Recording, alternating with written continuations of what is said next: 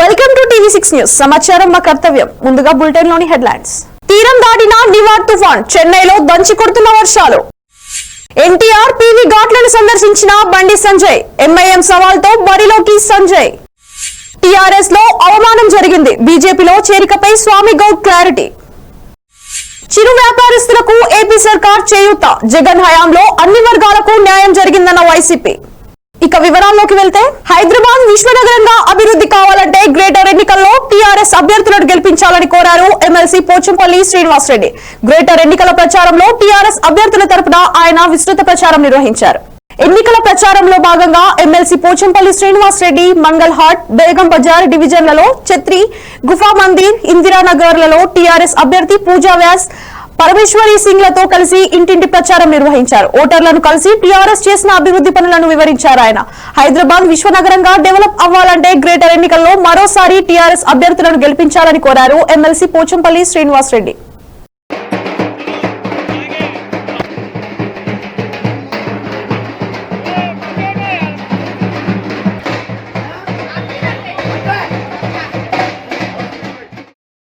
భారత రాజ్యాంగం ద్వారా డాక్టర్ బిఆర్ అంబేద్కర్ సామాజిక విప్లవానికి నాంది పలికిన దళిత బహుజన ఫ్రంట్ జాతీయ కార్యదర్శి శంకర్ అన్నారు.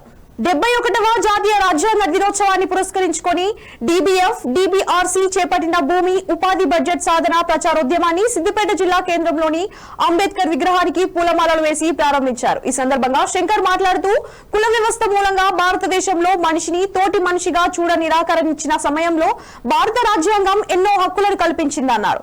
విద్య, ఉద్యోగానికి, సంపదలను, సమానత్వానికి దూరం చేసిన దళితులను రాజ్యాంగం స్వేచ్ఛ, సమానత్వం, సామాజిక న్యాయం అందించిందన్నారు. హక్కుల పత్రమైన రాజ్యాంగాన్ని మార్చేందుకు హిందూ మహోన్మాద పాలకుల కుట్ర చేస్తుందన్నారు. రాజ్యాంగాన్ని పరిరక్షణకు ఉద్యమించిందన్నారు. ఈ కార్యక్రమంలో డిఆర్సీ జిల్లా కోఆర్డినేటర్ ముత్యాల భూపాల్, డీబీఎఫ్ జిల్లా అధ్యక్షుడు కోదాది రవి, డీబీఎఫ్ జిల్లా ప్రధాన కార్యదర్శి వినయ్ కుమార్ తదితరులు పాల్గొన్నారు. భారత రాజ్యాంగ 71వ దినోత్సవాన్ని ఈరోజు సిద్దిపేట జిల్లా కేంద్రంలో బాబాసాహెబ్ అంబేద్కర్ గారికి పూలదండ అర్పించి ఈ కార్యక్రమాన్ని ప్రారంభించుకోవడం జరుగుతుంది. ఈ 71 భారత రాజ్యాంగ దినోత్సవాన్ని పురస్కరించుకొని భూమి ఉపాధి బడ్జెట్లో హక్కులను ఏదైతే భారత రాజ్యాంగం కల్పించిందో ఆ హక్కుల్ని అమలు చేయాలని చెప్పి ఒక ప్రచారోద్యమాన్ని చేపట్టడం జరుగుతుంది. ఈ ప్రచారోద్యమంలో ప్రజలందరూ భాగస్వామ్యం కావాలని పిలుపునిస్తూ ఉన్నాం. అదేవిధంగా ఇవాళ మొత్తం భారత రాజ్యాంగానికి ఇవాళ ప్రమాదంలో పడ్డది. హిందూ మతోన్మాద పాలకులు ఇవాళ భారత రాజ్యాంగాన్ని మొత్తం మార్చేందుకు ప్రయత్నం చేస్తూ ఉన్నారు. ఒక్క మాటలో చెప్పాలంటే, మనుధర్మ శాస్త్రం మనిషిని మనిషిగా చూడ నిరాకరించి మనుషుల మొత్తం ఈ దేశంలో ఉన్న ప్రజలందరికీ విద్యను, ఉద్యోగాన్ని, సంపదను దూరం చేసిన మనధర్మ శాస్త్రం ఏదైతుందో దాని స్థానంలో బాబాసాహెబ్ అంబేద్కర్ భారత రాజ్యాంగాన్ని అమలులోకి వచ్చి ప్రతి మనిషికి ఒక హక్కులు కల్పించాడు. ప్రతి ఒక్కరూ చదువుకునే హక్కు, స్వేచ్ఛ, సమానత్వం, అనేక హక్కుల్ని వల్ల బాబాసాహెబ్ అంబేద్కర్ కల్పించిండు. కాబట్టి ఈ భారత రాజ్యాంగాన్ని వల్ల పరిరక్షించుకోవాల్సిన అవసరం ఉంది. హిందూ మతోన్మాద పాలకులు చేస్తున్న దుశ్చర్యని వల్ల ఖండించాల్సిన ఉంది. అట్లా ఒక ఐక్య ఉద్యమం ఇవాళ చేపట్టి భారత రాజ్యాంగంలోని హక్కులను మనం కాపాడుకోవాల్సిందిగా కోరుతున్నాం. హైదరాబాద్ లో మత ఘర్షణలు సృష్టించేందుకు కుట్ర పన్నుతున్నారని ఆరోపించిన సిపి అంజనీ కుమార్, సామాజిక మాధ్యమాల్లో జరిగే అసత్య ప్రచారాన్ని నమ్మొద్దని విజ్ఞప్తి చేసిన సిటీ పోలీస్ కమిషనర్, మత ఘర్షణలు, లా అండ్ ఆర్డర్ ఇబ్బంది కలిగించే వాళ్లపై యాక్ట్ తీసుకోవాలని హెచ్చరించారు. నగరంలో ఎలాంటి ఘటనలు జరిగినా భారీ మూల్యం తప్పదని సోషల్ మీడియాలో జరుగుతున్న అసత్య ప్రచారాలకు వార్నింగ్ ఇచ్చారు సిపి అంజనీ కుమార్. ఫ్రెండ్స్, ప్రస్తుతం హైదరాబాద్ సిటీలో ఎలక్షన్ కి అట్మాస్ఫియర్ ఉంది. జిహెచ్ఎంసీ ఎలక్షన్ మీ అందరికీ తెలుసు. ఈ ఎలక్షన్ టైంలో ప్రతి పొలిటికల్ పార్టీ లీడర్స్ మీ దగ్గరికి వస్తున్నారు. టిల్ లేట్ ఈవినింగ్ పార్టీ తరఫు నుంచి ఏం ప్లానింగ్ ఉన్నాయి, ఏం పాలసీస్ ఉన్నాయి, ఏం వెల్ఫేర్ థింగ్స్ ఉన్నాయి అన్నీ మీకు ఎక్స్ప్లెయిన్ చేస్తున్నారు. That is the spirit of democracy. But at the same time ఒక స్మాల్ గ్రూప్ ఈ సిటీకి కమ్యూనల్ సిచ్యువేషన్ ఎట్లా డిస్టర్బ్ చేయాలి ఇదిలో కూడా పనిచేస్తున్నారు. Some of them are not very happy with the growth of Hyderabad. మీకు తెలుసు కదా, హైదరాబాద్ లాస్ట్ 7 yearsలో ఒకటే ఇండియాలో కాదు వరల్డ్లో ఎంత మంచి పేరు సిటీకి వచ్చింది. అన్ని పెద్ద పెద్ద కంపెనీ, బోయింగ్, యాపిల్, ఫేస్బుక్, అన్ని హైదరాబాద్లో వచ్చింది. ఎట్లా వచ్చింది అందరూ? Because Hyderabad has good image, good law and order, good crime control, no communal situation. So ఈ సిచ్యువేషన్లో కొంతమంది బ్యాడ్ ఇంటెన్షన్ ద్వారా సిటీకి కమ్యూనల్ సిచ్యువేషన్ ఎట్లా డిస్టర్బ్ చేయాలి ఇదిలో వర్క్ చేస్తున్నారు. They are using Facebook, they are using Twitter, social media, false news, fake news అందరు స్ప్రెడ్ చేస్తున్నారు. నేను మీ అందరికీ అపీల్ చేస్తున్నాము, together we have to expose these people. ఇది కమ్యూనల్ పర్సన్స్ కి హైదరాబాద్లో ఏం ప్లేస్ లేవు. Hyderabad has to work together and we have to take the Hyderabad city to a greater height. నేను మీ అందరికీ అపీల్ చేస్తున్నాము, ఈ టైప్ ఆఫ్ కమ్యూనల్ పర్సన్స్ కి, కమ్యూనల్ రూమర్స్ కి ఎక్స్పోజ్ చేయండి, వెంటనే పోలీస్ స్టేషన్ కి ఇన్ఫార్మ్ చేయండి.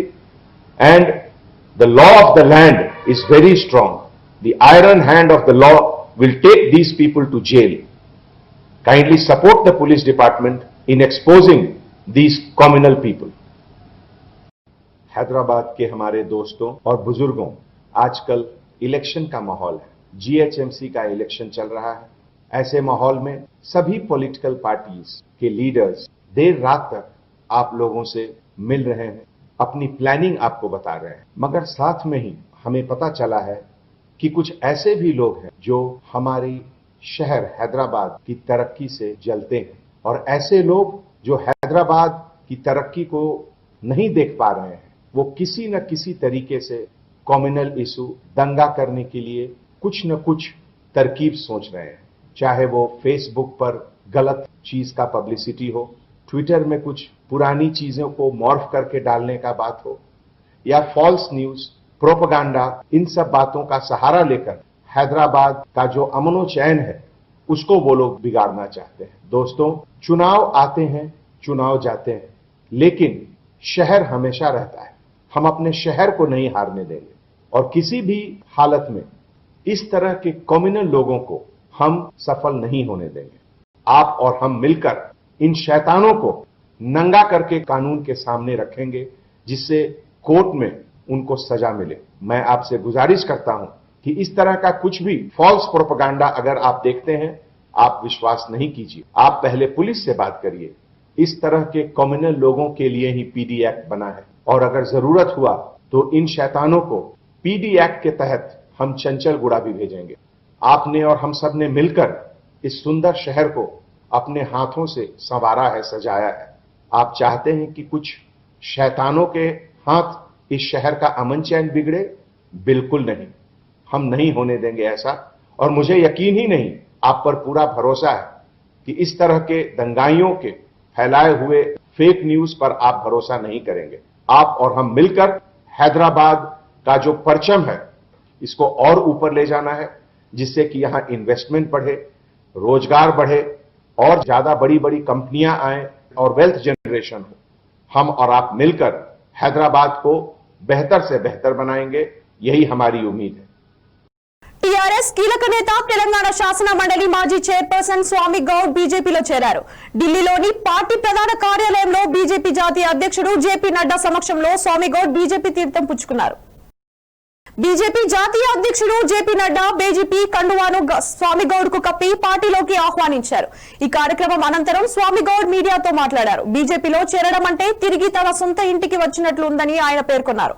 ఆత్మాభిమానం కోసం తెలంగాణ ఉద్యమం చేశారని, ఇప్పుడు మళ్లీ అదే పరిస్థితి రావడం దురదృష్టకరంగా ఉందని తెలిపారు. స్వరాష్ట్రం వచ్చిన 6 ఏళ్ల తర్వాత కూడా ఆత్మగౌరవం కోసం పోరాడాల్సిన పరిస్థితి వచ్చిందని ఆవేదన వ్యక్తం చేశారు. ఉద్యమంలో ఒక్కరోజు కూడా ధర్నా చేయని, జెండా పట్టని ఇతర పార్టీల పెద్దలకు ప్రధాన పదవులు ఇచ్చి టీఆర్ఎస్ ఉద్యమకారులను దూరం పెట్టిందని, ఇది తనను బాధించిందని అన్నారు స్వామి గౌడ్. ప్రతి ఒక్కరికి తెలుసు, మీడియా మిత్రులందరికీ ప్రత్యేకమైనటువంటి అభినందనలు. కారణం ఏంటంటే ఎన్నో సంవత్సరాలుగా తెలంగాణ ఉద్యమాన్ని ఆదరించి అనేక వార్తలు పంపించినటువంటి మీడియా మిత్రులకు ప్రత్యేకించి అన్ని విషయాలు తెలుసు. తెలంగాణ రాష్ట్రంలో ఏ ఆత్మాభిమానం తక్కువైందని చెప్పి తెలంగాణ ఉద్యమం, తెలంగాణ రాష్ట్రం కోసం పోరాటం చేశామో అదే పరిస్థితులు 5 సంవత్సరాల తిరిగి పునరావృతం కావటం అనేది బాధాకరమైనటువంటి అంశం. ఒక్కనాడైనా జెండా బట్టని, ఒక్కనాడైనా ధర్నా చేయని, ఒక్కనాడైనా కూడా తెలంగాణ ఉద్యమం కోసం మాట్లాడనటువంటి ఇతర పార్టీలు పెద్దలందరికీ అగ్రతాంబూలం ఇచ్చి ప్రధాన పదవులు ఇచ్చి ఉద్యమకారులను దూరం పెట్టడం చాలా బాధాకరమైనటువంటి అంశం. గౌరవనీయులైన నేను తండ్రిగా భావించే కేసీఆర్ గారు మరి ఎందువల్ల ఈ విషయంలో అలక్ష్యం ప్రదర్శించారో అర్థం కాలేదు. ఇప్పటికెవరికి ఉద్యమకారులకు కూడా అర్థం కావడం లేదు. అందువల్ల నేను వారికి ప్రధానంగా మీడియా ద్వారా విజ్ఞప్తి చేస్తా ఉన్నాను. తెలంగాణ బిడ్డలము ఉద్రేకంతో ఉద్యమం చేసి ఉండొచ్చు, మాకు తెలివి లేకపోయి ఉండొచ్చు, కానీ కనీసం మర్యాదకు కూడా మేము నోచుకోలేదా? కనీస మర్యాద కూడా తెలంగాణ ఉద్యమకారులకు అవసరం లేదా? ఎవరినైతే మీరు తెచ్చుకున్నారో వారిని లోపట వండుకోబెట్టి మమ్మల్ని ఎండలో సల్లో బంట పెట్టడం న్యాయమా? దయచేసి నేను తీసుకున్న ఈ నిర్ణయానికి పెద్దలు కేసీఆర్ గారు వారు పూర్తిగా ఆమోదిస్తారని అనుకుంటున్నాను నేను.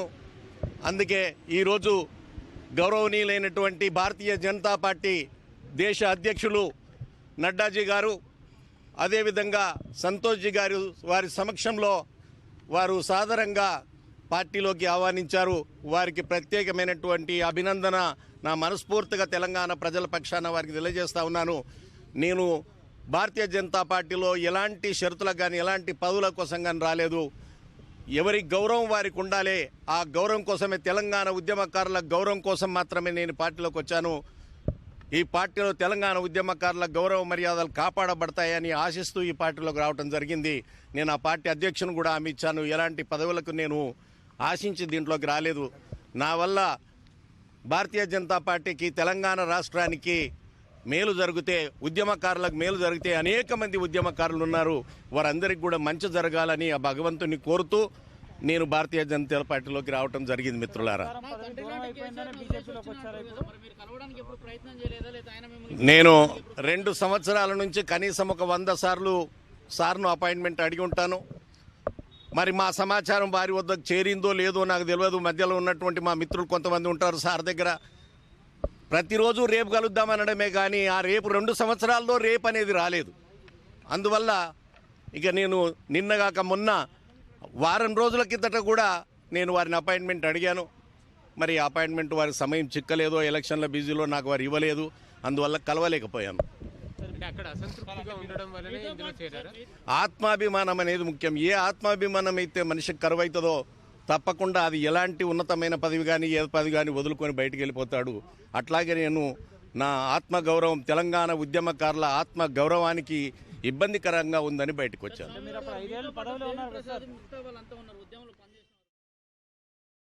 పాత బస్తీలో పాకిస్తానీలు రోహింగ్యాలు తిష్ట వేశారని సంచలన వ్యాఖ్యలు చేశారు బండి సంజయ్.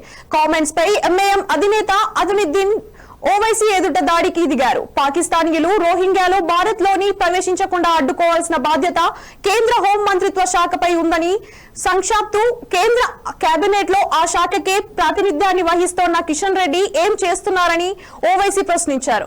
దీనిని నైతిక బాధ్యత వహిస్తూ కిషన్ రెడ్డి వెంటనే తన పదవిని రాజీనామా చేయాలని డిమాండ్ చేస్తారు ఓవైసీ. बीजेपी का एक लीडर ये कल बयान दे दिया कि अगर बीजेपी हैदराबाद में बल्दिया का इलेक्शन जीतती है तो पुराने शहर में बीजेपी सर्जिकल स्ट्राइक करेगी और सर्जिकल स्ट्राइक करने के बाद भारतीय जनता पार्टी पुराने शहर से पाकिस्तानियों और रोहिंग्यों को निकालेगी। मेरा बीजेपी से एक ही सवाल है, बल्कि मैं मुल्क के वजीर आजम नरेंद्र मोदी को और मुल्क के वजीर दाखिला अमित शाह को कह रहा हूं कि पिछले 6.5 साल से आपकी हुकूमत है। यहां पर पार्लियामेंट में सिकंदराबाद से आपका एमपी है और वो वजीर भी है, मिनिस्टर ऑफ होम है सिकंदराबाद के एमपी। अगर हैदराबाद में पाकिस्तानी है, रोहिंग्या है, तो 6 साल से और 1.5 साल से आपका ये सिकंदराबाद का एमपी जो मिनिस्टर ऑफ होम है, क्या वो सो रहे हैं? क्या उनको नहीं मालूम था कि यहां पर पाकिस्तानी रोहिंग्या है? मैं नरेंद्र मोदी वजीर आजम से कहना चाह रहा हूं कि आपकी पार्टी और आप इस बल्दिया के इलेक्शन में फिरका परस्ती को फरोग दे रही है, नफरत को फरोग दे रही है।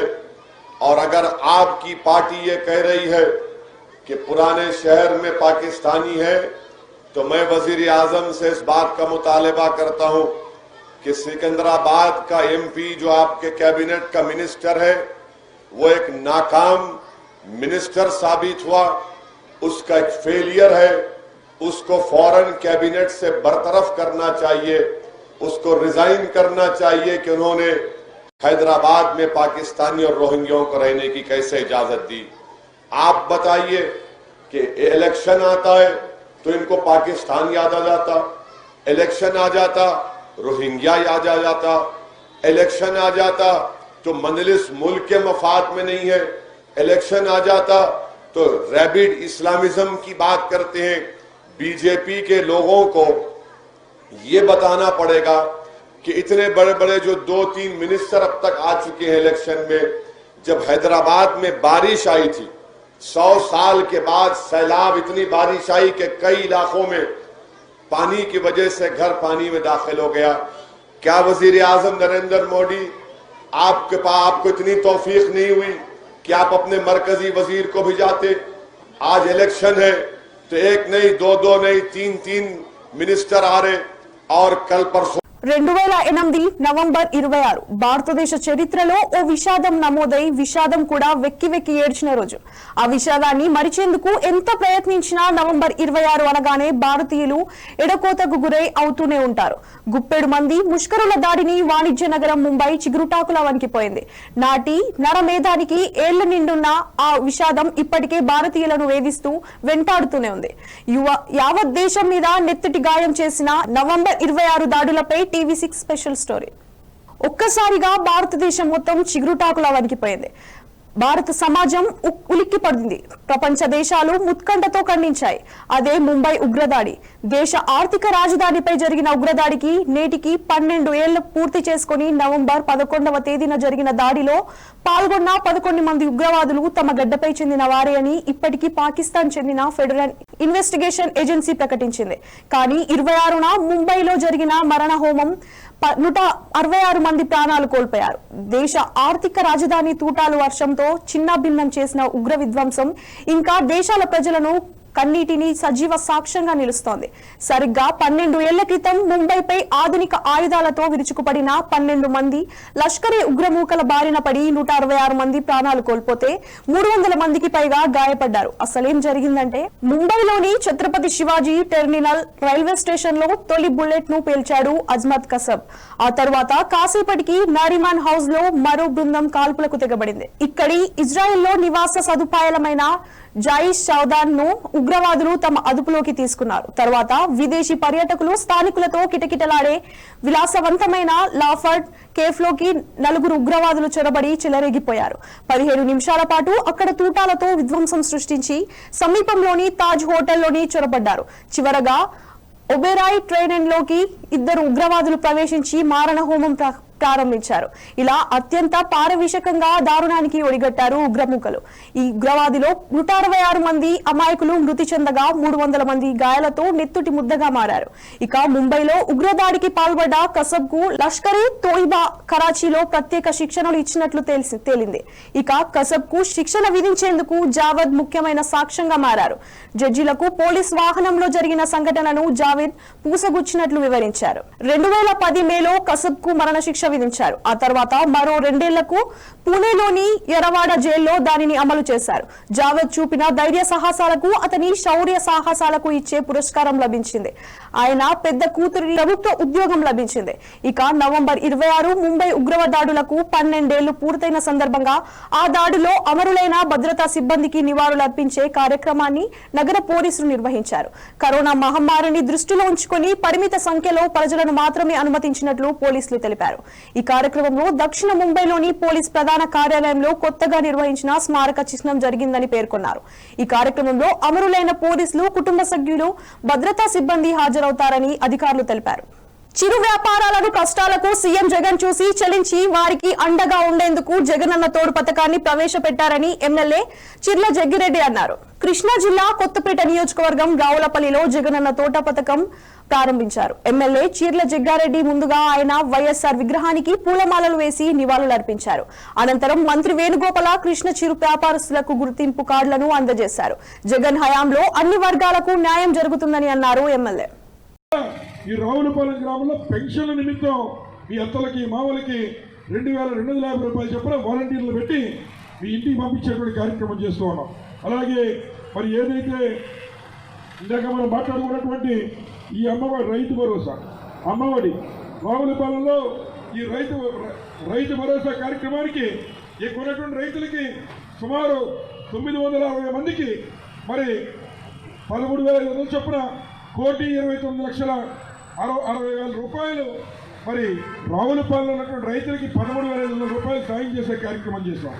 అలాగే అమ్మఒడి అంటే మీరు చీరలో బంగారం కొనుక్కున్నటువంటి డబ్బు ఈ ఒక్క రావులపాలెం గ్రామంలోనే సుమారు 2,139 మంది తల్లులు వారికి మరి 15,000 చొప్పున సుమారు 3,20,85,000 రూపాయలు మీ బంగారానికి చీరలకి అంటే మీ అబ్బాయిని చదివిస్తున్నందుకు మీ బ్యాంక్ అకౌంట్లో వేస్తామని చెప్పి సందర్భంగా మనవి చేస్తున్నాం.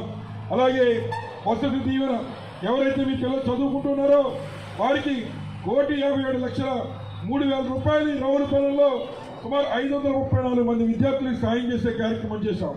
అలాగే జగనన్న విద్యాకానికి 20 లక్షల రూపాయలు. అలాగే వైఎస్ఆర్ వాహన మిత్ర మరి రావులపాలెం అంటే ఆటో సోదరులంతా కలిసి వచ్చారు. ఎప్పుడో అధికారంలో ఉన్నా లేకపోయినా అటువంటి ఆటో వాళ్ళకి సాయం చేసే అవకాశం ఏం చాలా తప్పినప్పుడు ఒక అదృష్టం అయితే అట్లాంటి కష్టపడే వారికి సాయం చేయడం ఒక అదృష్టంగా భావిస్తూ ఉన్నాం. ఎంఐఎం ఎమ్మెల్యే అర్బుద్దీన్ వ్యాఖ్యలను నిరసనగా ఇవాళ సిపి జ్ఞానభూమి ఎన్టీఆర్ ఘాట్లలో నివాళులర్పించారు.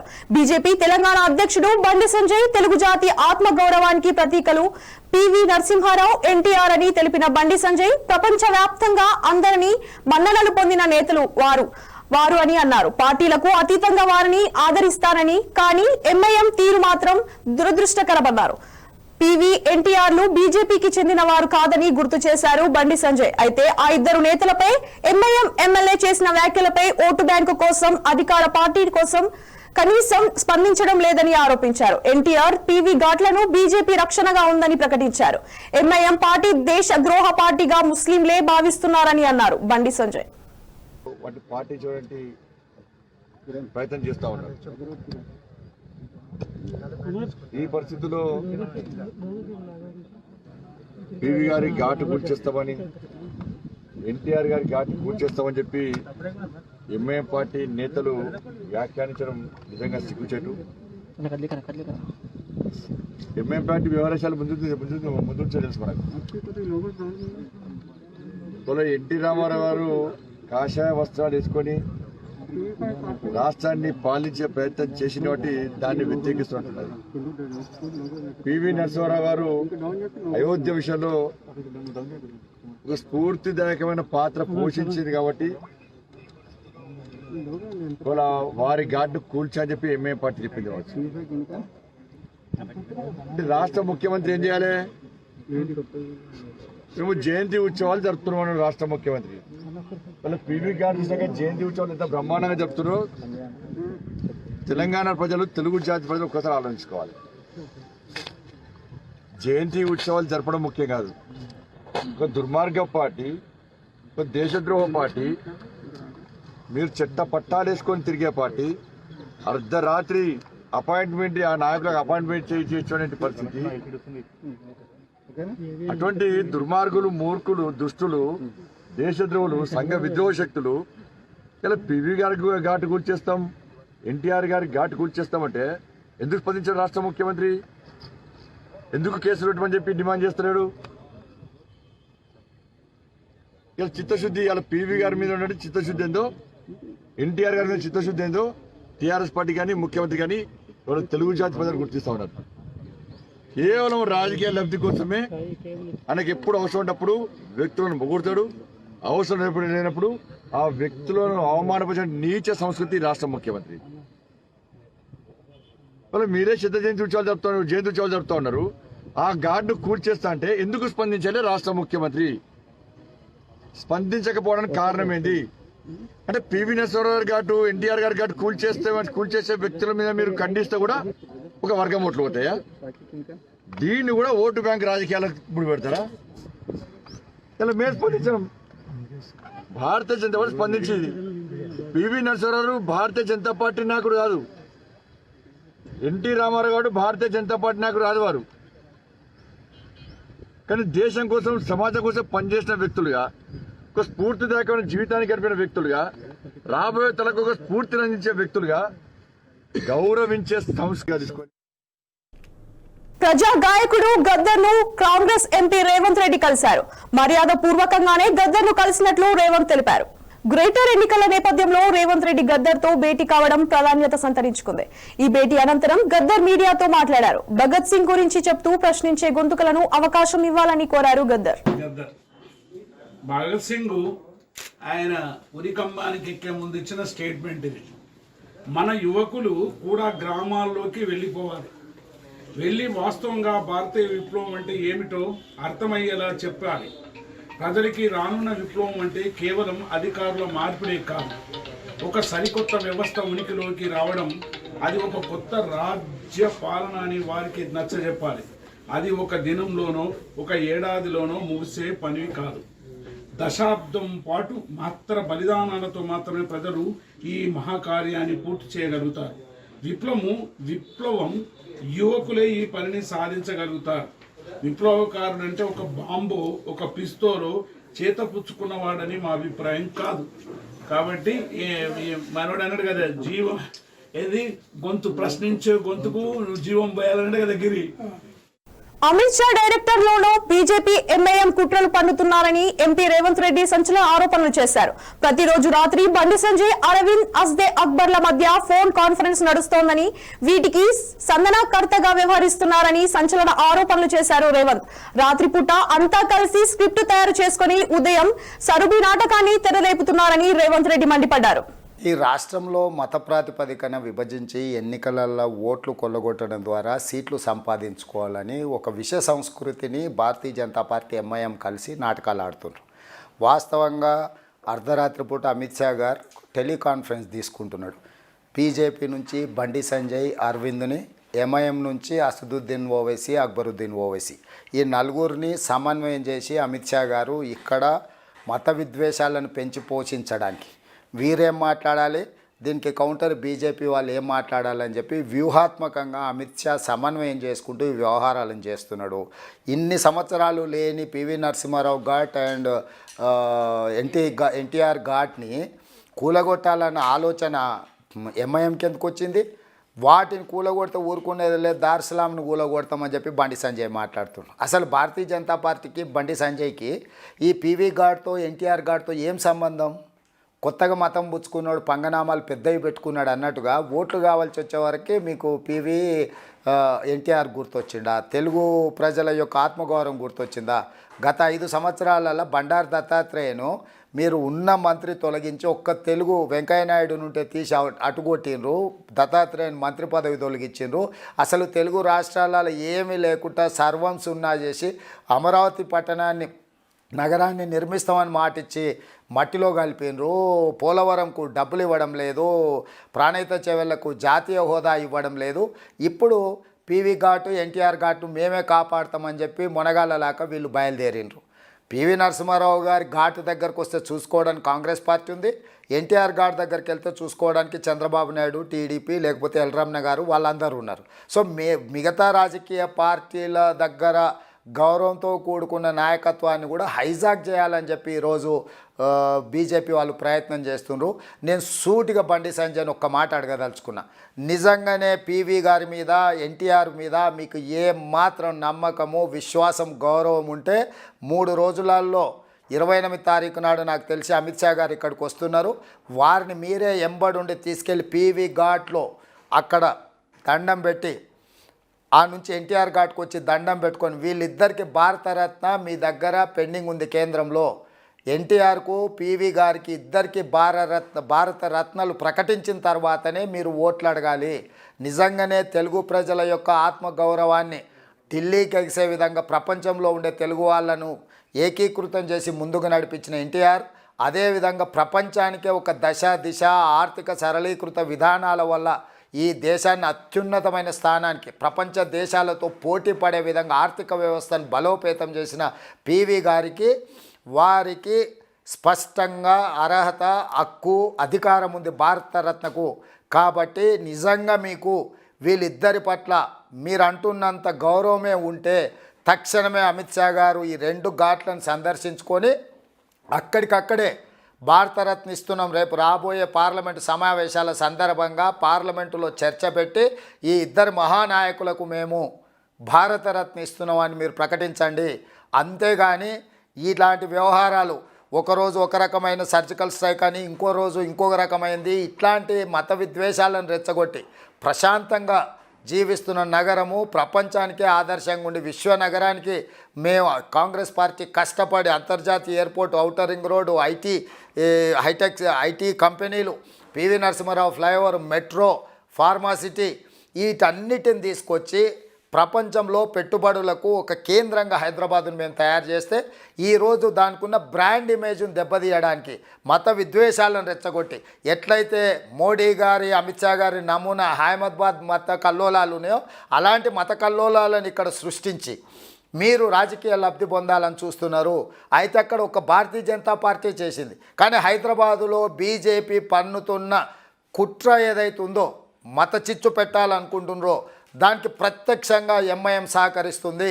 దేశం మొత్తం మీద ఎంఐఎం బీజేపీని గెలిపించడానికి ఎక్కడెక్కడైతే కాంగ్రెస్ పార్టీ ఓట్ బ్యాంక్ ఉందో బీజేపీ ఏతర ప్రాంతీయ పార్టీలు ఉన్నాయో అక్కడ ఎంఐఎం అభ్యర్థులను నిలబెట్టి ఓట్లను చీల్చడం ద్వారా మన బీహార్లో, అంతకంటే ముందు యూపీలో, మహారాష్ట్రలో, కర్ణాటకలో వీటన్నిటి దగ్గర ఎంఐఎం సహకారంతో ఈరోజు బీజేపీ ప్రభుత్వాలను ఏర్పాటు చేసింది. రేపు వెస్ట్ బెంగాల్లో కూడా ఇదే రకమైన కుట్రకు తెరలేపినరు. వీటన్నిటికీ అమిత్ షా, అసదుద్దీన్ ఓవైసీ మధ్యలో సమన్వయంతో జరుగుతున్న కుట్ర ఈ దేశాన్ని 2 మతాల మధ్యలో విభజించి శాశ్వతంగా బీజేపీని అధికారంలో ఉంచే విధంగా ఎంఐఎంను కాపాడే విధంగా వీళ్ళు ఒక అవగాహనతో ముందుకెళ్తున్నారు. విఘ్నులైన తెలంగాణ సమాజం, కలిసిమెలిసి ఉన్న తెలంగాణ సమాజం ఈ మత కుట్రలను ఛేదించాల్సిన అవసరం ఉంది. ఈ ఎన్నికలలో ఈ 2 పార్టీలను తిరస్కరించాల్సిన అవసరం ఉంది. ఊహించినట్లుగానే అతి తీవ్ర తుఫాన్ గా మారి పుదుచ్చేరికి 30 కిలోమీటర్ల దూరంలో మరక్కరం దగ్గర తీరాన్ని దాటింది. నిన్న రాత్రి 11 గంటలు దాటాక తుఫాన్ తీరాన్ని తాకిందని వాతావరణ శాఖ ప్రకటించింది. తెల్లవారుజామున 2 గంటలు దాటాక పూర్తిగా తీరాన్ని దాటినట్టు ప్రకటించింది. తుఫాన్ తీరాన్ని దాటే సమయంలో గంటకు 120 నుంచి 145 కిలోమీటర్ల వేగంతో వీచిన ఈదురుగాలులు భారీ విధ్వంసాన్ని సృష్టించాయి. తుఫాను ప్రభావంతో తమిళనాడులో భారీ నుంచి అతి భారీ వర్షాలు కురుస్తున్నాయి. ఈదురుగాలులకు హోర్డింగ్స్, బ్యారికేడ్లు కొట్టుకుపోయాయి. హోర్డింగ్స్ లు, కరెంట్ స్తంభాలు, చెట్లు నేల కొరిగాయి. పూరిళ్ల రేకుల షెడ్లు దారుణంగా దెబ్బతిన్నాయి. భారీ వర్షాల కారణంగా చెన్నైతో పాటు కడలూరు, వెల్లూరు, విల్లుపురం, కాంచీపురం, చెంగల్పట్టు సహా మొత్తం 13 జిల్లాల్లో ఇవాళ సెలవు ప్రకటించారు. చెన్నైకి తాగునీరు అందించే చెంబరంబాక్కం ప్రధాన చెరువులో నీటి మట్టం పెరగడంతో 1000 క్యూసెక్ల నీటిని దిగువకు విడుదల చేశారు. చెన్నై నుంచి వెళ్లే 26 విమానాలను రద్దు చేశారు. అలాగే కోయంబత్తూర్, బెంగళూరు వెళ్లే పలు రైలు సర్వీసులను కూడా నిలిపివేశారు. నివార్ ప్రభావంతో ఏపీలోని నెల్లూరు, చిత్తూరు, కడప, అనంతపురం, ప్రకాశం, గుంటూరు జిల్లాలలో మోస్తారు నుంచి భారీ వర్షాలు కురుస్తున్నాయి. లోతట్టు ప్రాంత ప్రజల్ని సహాయ కేంద్రాలు తరలిస్తున్నారు. ఇటీవలి వర్షాలకు ఇప్పటికీ పూర్తిగా నిండిన చెరువులకు తుఫాన్ వర్షాలకు గండ్లు పడే అవకాశం ఉండడంతో అలాంటి చోట్ల అప్రమత్తంగా ఉండాలని రెవెన్యూ అధికారులు ఆదేశించారు. ఇట్లు కూలిపోతే వాటిని తక్షణం తొలగించేందుకు సహాయక బృందాలు సిద్ధంగా ఉన్నాయి. కరెంటు పోయినా వెంటనే సరఫరా పునరుద్ధరించేలా చర్యలు తీసుకున్నారు. బీజేపీ జీహెచ్ఎంసీ ఎన్నికల మేనిఫెస్టో విడుదల చేశారు మహారాష్ట్ర మాజీ ముఖ్యమంత్రి దేవేంద్ర ఫడ్నవీస్. ఈ కార్యక్రమంలో కేంద్ర హోంశాఖ సహాయక మంత్రి కిషన్ రెడ్డి, తెలంగాణ బీజేపీ చీఫ్ బండి సంజయ్ ఇతరులు పాల్గొన్నారు. గ్రేటర్ లో గెలిస్తే 1,00,000 మందికి ఇల్లు, వరద బాధితులకు 25,000 రూపాయల పాత బస్తీలో అభివృద్ధికి స్పెషల్ ప్యాకేజీ ప్రకటిస్తామని మేనిఫెస్టోలో పేర్కొన్నారు. ఎల్ఆర్ఎస్ రద్దు చేస్తామని అన్నారు. ఉచితంగా కరోనా వ్యాక్సిన్ కూడా పంపిణీ చేస్తామన్నారు. प्रदेश के अध्यक्ष श्री बंडी संजय कुमार जी, केंद्रीय राज्य मंत्री आदरणीय जी किशन रेड्डी जी, श्रीमती डी.के. अरुणा जी, डॉक्टर के. लक्ष्मण जी, श्री विशेष रूप से यहाँ पर उपस्थित हमारे आदरणीय मुरलीधर राव जी, श्री एन. रामचंद्र राव, श्री पी. सुधाकर रेड्डी, श्री विवेक वेंकट स्वामी जी, श्री जी. परमिंदर रेड्डी जी, श्री डी. प्रदीप कुमार जी, कुमारी बंगारू श्रुति जी, और हमारे महाराष्ट्र से यहाँ पर आए महाराष्ट्र विधानसभा में बीजेपी के चीफ व्हिप श्री आशीष शेलार, सभी हमारे मंचासीन महानुभाव और यहाँ पर मीडिया से आए हुए हमारे सभी बहन और भाइयों, ग्रेटर हैदराबाद म्युनिसिपल कॉरपोरेशन के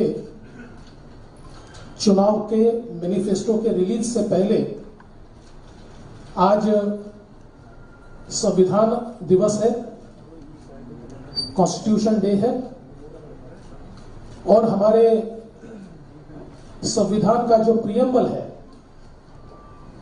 भारत रत्न डॉक्टर बाबा साहेब आंबेडकर जी ने भारत को इस कॉन्स्टिट्यूशन के माध्यम से जो डेमोक्रेसी दी और हर व्यक्ति को जो स्वातंत्र्य दिया, जो अधिकार दिया, मैं ऐसा मानता हूं कि आज उसी को हम लोग याद करते हैं। और जैसे हमारे प्रधानमंत्री जी कहते हैं कि मेरे जीवन का सबसे बड़ा ग्रंथ भारत का संविधान है, तो उसी दिशा को हम लोग मानते हुए आज फिर एक बार प्रतिज्ञा करते हैं कि भारत के संविधान के अनुरूप ही हम सभी लोग अपना बर्ताव करेंगे। और इस संविधान दिवस की आप सभी को मैं बहुत बहुत बधाई देता हूं। आज एक और दिन है, आज 26/11 है, और हम सभी लोग जानते हैं पाकिस्तानी आतंकवादियों ने मुंबई पर ఇక ఇవి bulletin updates. Keep watching TV 6 news. సమాచారం మా కర్తవ్యం.